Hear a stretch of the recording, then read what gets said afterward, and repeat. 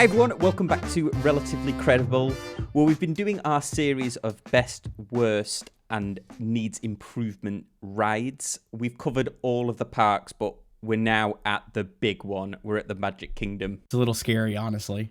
We've been doing our best ones first in this series, so we're each going to pick a best ride, a ride that needs improvement, and then the worst ride. Spencer, do you want to kick us off with the best ride you think at Magic Kingdom? Man, there's so many good rides at Magic Kingdom. I struggled with this one. This one was very difficult for me. I think I picked maybe a curveball. I don't think a lot of people are going to pick this. I think they'd usually pick it top 5 of Magic Kingdom, but I don't think they'd pick this as the best one. But I picked it as the best one for a few reasons. I picked the best ride as Haunted Mansion. Yeah. There's just so much involved. Like I've watched a few documentaries on it. I mean, when you look at the control room, all the mechanisms and all of the analog switching and everything that takes place behind the scenes, the theming's awesome. I'm kind of a dark guy anyway. I just love scary houses and haunted houses, and so I love Haunted Mansion. I think it's a great ride. I think a lot of people would probably go coasters. Or, obviously Splash Mountain. There's just so many good rides that you could choose from. I went with Haunted Mansion just because of all the theming, everything that went into it, the story, just everything involved. It's also just really nostalgic. I love, obviously, the ballroom dancing.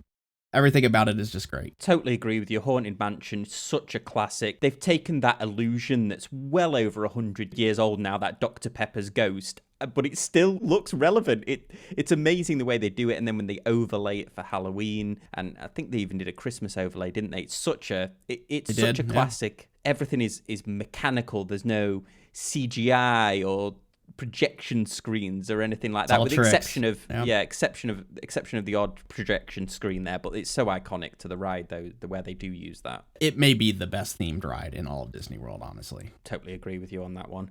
Well, my best ride that I went for was Space Mountain. It doesn't necessarily have the best theming of the rides in the queue, and it's fairly dark inside, but the great thing with Space Mountain is every time you go on it, you forget that it is actually quite extreme. When I'm on it and I come off it and I'm like, wow, that was a lot more intense than I remember it being, even if I'd ridden it a week or a month beforehand. It's a good long ride, actually. It seems like, when it's coming to an end, they trick you one more time, and then all of a sudden you're back on another drop and you're taking another fast corner. So I love Space Mountain. That one was, honestly, I was going back and forth between Haunted Mansion and Space Mountain. So great choice. Well, which ride then do you think could do with a little bit of love, could do with a little bit of improvement at the Magic Kingdom? So I went with one of my favorite rides in Magic Kingdom that needs improving. I think needs some updating. I actually wrote down 2. We can go into both, but the number one, the one that I think takes the cake, that I think they could get the best bang for their buck,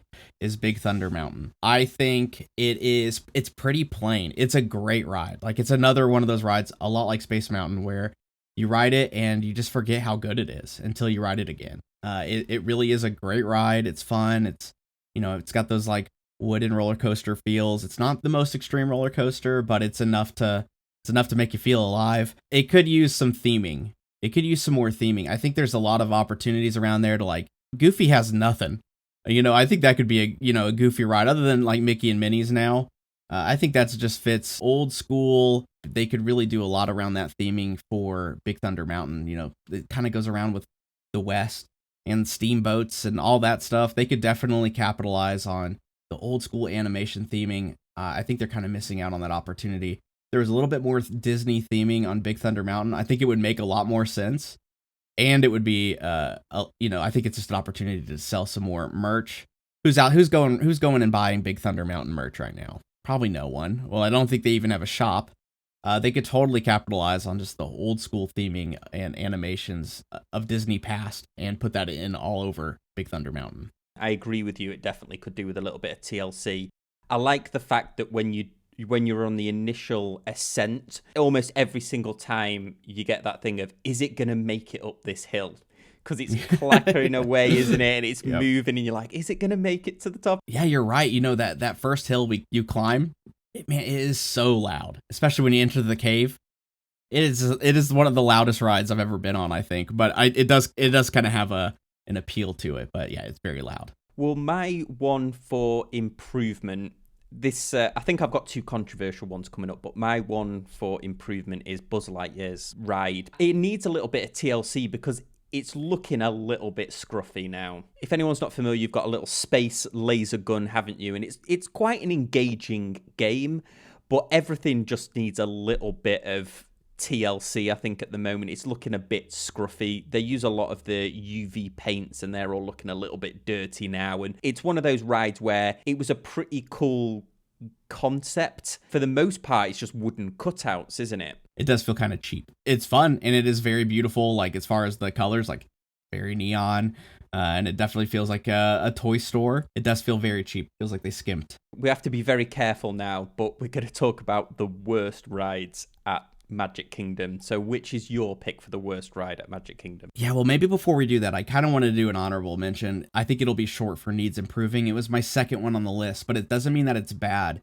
It's that I think it's time now for Carousel of Progress to be updated, right? Like we kind of stopped in like the early 2000s, so a lot of stuff has happened.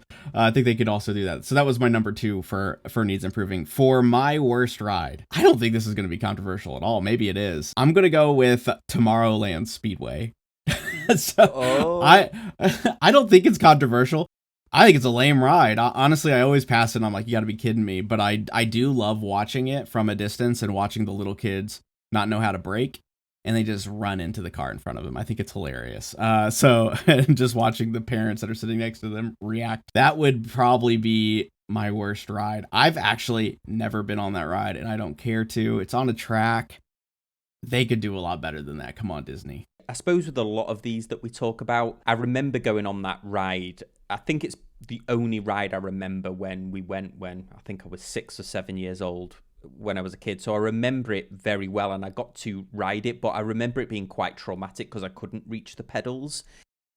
The one in the Autopia in Disneyland I think is better themed. Also, that part of the park where it is it's got a lot of Disney lore about it because apparently there's part of it's haunted at the back there in the Disneyland where their People Mover used to be from people that had perished on the People Mover back in the day. I think you're right. It could do with a bit of love. The worst thing they ever did on that ride was to put a sign up saying "Don't hit the car in front," because that's everyone's goal now is to hit the car in front, and it's more difficult to do than you think because They don't go of a certain speed. You only hit the person when you're taking off or you're coming back. But yeah, I don't disagree with you.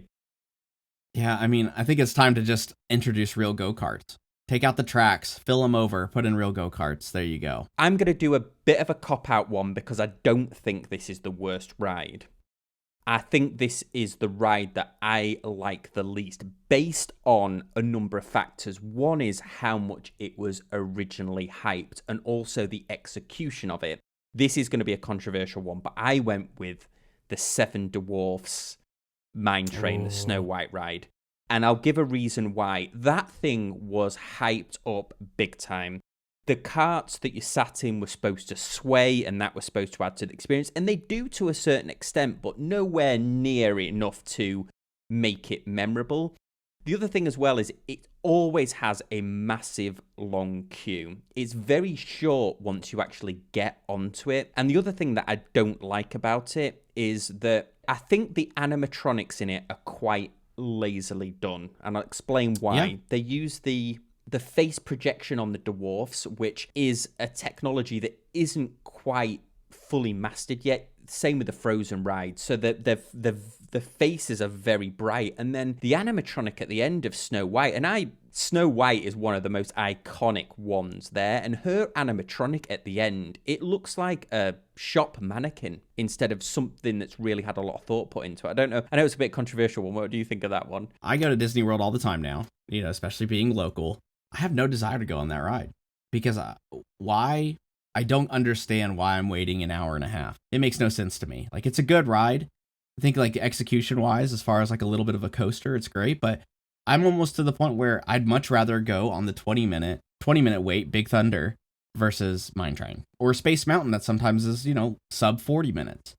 Big Thunder or Mine Train seems like it's consistently about at like an hour to an hour and a half. I get that it's a more modest roller coaster perhaps to appeal to younger audiences, and I think it suits that purpose. But I think it was really hyped up, the swaying. It's nothing special, I think, is the problem, and they built that entire land around that as the marquee collection, the new Fantasyland. I just think that it was hyped, and I don't think the animatronics are pulled off very well, and you can tell that they almost the way that they designed it, they should have designed it with a larger capacity, to your point, because they started putting games in the queue, and that. So obviously they were expecting people to be stuck in the queue for a while. Then they had to shut all the games down because of COVID and because it was holding up the queues. A good idea that perhaps fell in the execution. Yeah, and let's be honest, there's another thing too that's really bad about Mine Train is that the line is all outside. Yeah. The queue is completely outside, which for the most part, a lot of them are. Big Thunder's got some covering once you get to a certain point. It really stinks for those people that are about to get on Mine Train, and Florida's notorious during the summer of having these 5-minute downpours, and then everybody has to scatter. They either have to wait in line or they have to move, and then they lose their spot. So it's not great. And last point on the queue, it's a sneaky queue as well, because when you get into it, you think you're a lot closer than you are, because you can almost see the entrance, and there's a certain point where you can actually see the carts. You can see it, and you're like, oh, I'm close now, but you're not really. There's a lot of switchbacks, and they've designed the queue really well, but it's a little bit sneaky. It seems like it should have been a bigger capacity. It should be longer, and also the story doesn't make a lot of sense. The animatronics could have been used a little bit better. I also wrote down my second one. What I would put as my second worst, another honorable mention as to the worst, I guess, is Journey to the Little Mermaid. This was my controversial pick, I thought. I didn't think Tomorrowland Speedway. I thought that one was kind of a cop-out. But Journey to the Little Mermaid, I think, is my second, probably my least favorite, actual ride. When we're talking about something that's not just made for little kids. The animatronic at the end, Ursula, is fantastic. But everything else is very boring. I guess it's a good cool-down ride, but it's just a very boring, and talk about a long queue. That's also a very long, sneaky queue. The wait times are always short, but you have to walk a mile before you get to the ride itself. I don't mind the Little Mermaid ride. I think the funniest thing that has ever been on that ride is when the animatronic for the Little Mermaid broke down and she looked like she was having some kind of had a lot to drink one day. Those were our picks for the best, the worst, and the ride that needs improvement at Magic Kingdom. As always, let us know in the comments section down below what your picks are, and we'll see you next time on Relatively Credible.